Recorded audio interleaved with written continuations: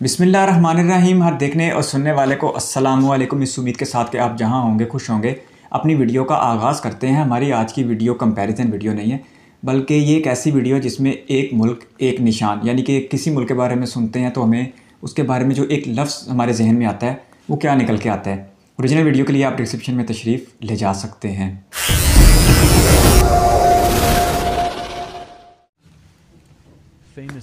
Land mark for each country, یعنی کہ کسی بھی ملک کا کوئی ایک بڑا نشان۔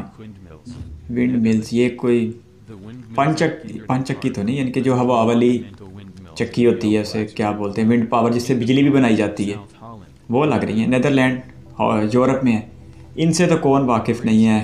اہرام مصر، تین ویسے تو کافی تھے لیکن تین بڑے اہرام ہیں، جس میں پہلے نمبر پہ خوفو جو ان کا خدا تھا خود ساختہ، اس کا اہرام ہے جو سب سے مشہور ہے، مصر میں ہے یہ۔ اور یہ آ گیا جی ایفل ٹاور، ان سے کون واقف نہیں ہے، یہ تو پیرس کی شان ہے، بلکہ پورے فرانس کی شان ہے اور دنیا بھر کا ایک بڑا سیاحتی مقام ہے۔ 1887 میں بنایا گیا تھا۔ یہ جاپان کے جھنڈے کا نشان آ گیا، یہ ماؤنٹ فوجی کوئی پہاڑ ہے، یہ جاپان کا سب سے بڑا پہاڑ بھی ہے۔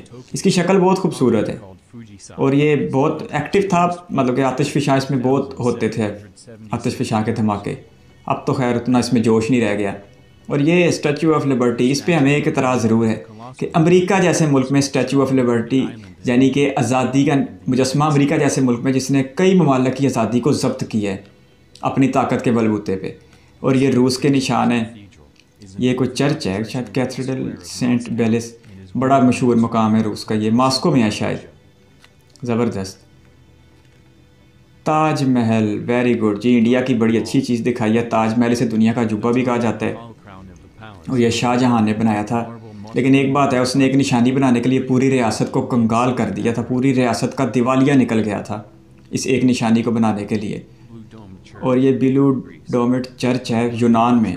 یونان کی تو اپنی تاریخ ہے، ہزاروں سال پرانی۔ یونان کا ذہن میں آتے ہیں تو ارسطو، اسکندر اعظم، افلاطون، ان بڑے لوگوں کے نام بھی ذہن میں آتے ہیں۔ یہ ہے جی آسٹریلیا میں اولورو، یہ کوئی ویرانہ سا ہے، کوئی چٹان، کوئی راک سی ہے، یعنی کہ پتھر ہیں۔ اس کے آس پاس بھی کوئی انسانی آبادی نہیں ہے۔ کہا جاتا ہے کہ اس کے پاس جو کم از کم پاس بھی قصبہ انسانی آبادی، وہ یہاں سے 450 کلومیٹر کے فاصلے پہ۔ یہ بھی کوئی جرمنی میں چرچ کی عمارت ہی لگ رہی ہے۔ اور پرانے وقتوں میں، اچھا یورپ میں پرانے وقتوں میں ایسی عمارتیں بہت بنتی تھیں۔ اگر آپ وہ برطانیہ کا پارلیمنٹ دیکھیں جسے جمہوریت کی ماں بھی کہا جاتا ہے، تو وہ بھی اس سے ملتی جلتی ہے۔ ہاگیا صوفیہ، یہ بنایا تو بازنطینیوں نے اپنے لیے تھا، لیکن پھر کبھی مسجد بنا، کبھی پھر چرچ بنا۔ اب پچھلے کچھ عرصے میں شدت پسند مذہبی رہنما طیب اردوان نے اس میں جمعے کا انتظام کروایا تو ہو گئے۔ یہ کیا ہے؟ یہ پتھر انسان ہے یا انسان پتھر کے بن گئے ہیں؟ ایسٹر آئس لینڈ، چلی جنوبی امریکہ کا چھوٹا سا ملک ہے۔ مجسمہ ہی لگ رہے ہیں اتنے بڑے بڑے، زبردست۔ ویسے اتنا نامور ہے نہیں لیکن۔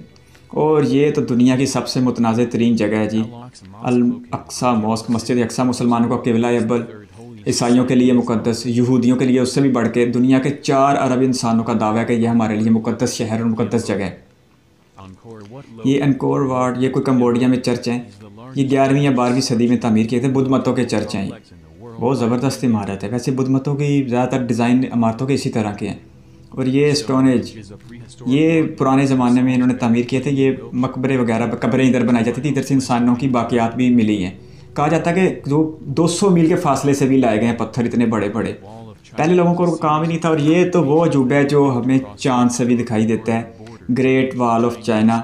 کوئی الفاظ نہیں ہے اس کی تعریف کرنے کے لیے، بنانے والوں نے بالکل کمال کی ہے۔ کمال کیا کی ہے؟ بالکل حد ختم کی ہے کہ نہ پہلے بادشاہوں کو کرنے کے لیے کوئی کام تھا اور نہ مزدوروں کو کرنے کے لیے کوئی کام تھا، دنیا کے عجوبے ہی بناتے رہتے تھے پہلے لوگ۔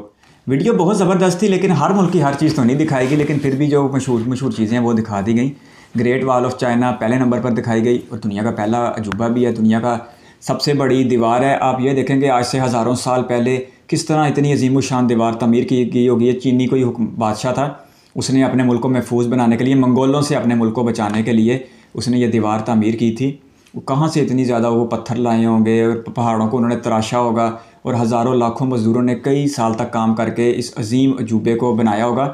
کہا جاتا ہے کہ دیوار چین ہماری زمین پر موجود واحد جگہ ہے جو چاند سے نظر آتی ہے. ویسے تو اب یہ جو دبئی میں بنایا ہوا ہے انہوں نے پام سٹی، اس کے بعد متعلق بھی یہ بات کی جاتی ہے کہ وہ بھی چاند سے دکھائی دیتے ہیں، لیکن ابھی تک اسے اتنی اس بات کی تصدیق تو نہیں ہو سکی. لیکن چائنا کے جو گریٹ وال آف چائنا اس کے متعلق تو بہت یقین کے ساتھ کہا جا سکتا ہے کہ یہ ہمیں خلا سے یا چاند سے بھی دکھائی دیتی ہے.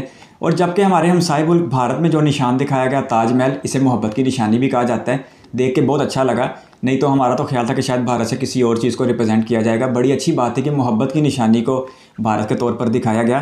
وہ الگ بات ہے کہ شاہ جہاں نے اپنی بیوی کی وفات کے غم میں کہہ لو یا اس کی یاد میں یہ تاج محل تعمیر کروایا تھا، اور وہ اس کی شاہ جہاں کی بیوی اس کے شاہ جہاں کے 14ویں بچے کو جنم دیتے ہوئے زچگی کی حالت میں انتقال کر گئی تھی.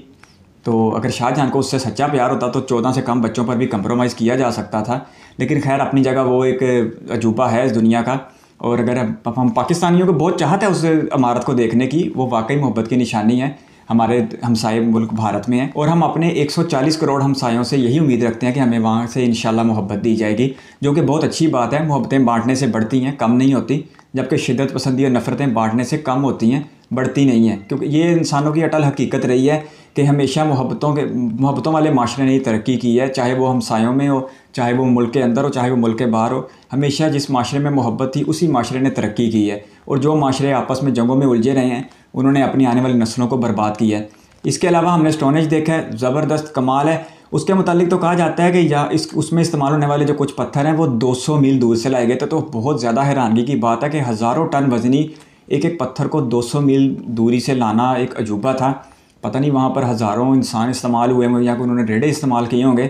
لیکن ایک سوچنے والی بات ہے کہ آج کا انسان بھی اتنی بڑی کنسٹرکشن نہیں کر رہا کہ اس کو کئی سال تک کئی لاکھ مزدوروں کی ضرورت پیش ہے، جیسے دیوار چین میں تھا، جیسے تاج محل میں تھا، یا اسٹونج ہم نے دیکھا ہے.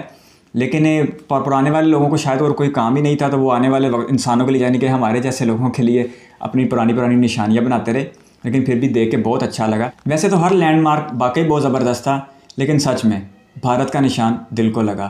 آپ کے قیمتی وقت کا شکریہ. اگر آپ بھی کسی ویڈیو پہ ریئیکشن چاہتے ہیں تو اپنی قیمتی رائے کمنٹ باکس میں ضرور دیجیے گا. اللہ حافظ.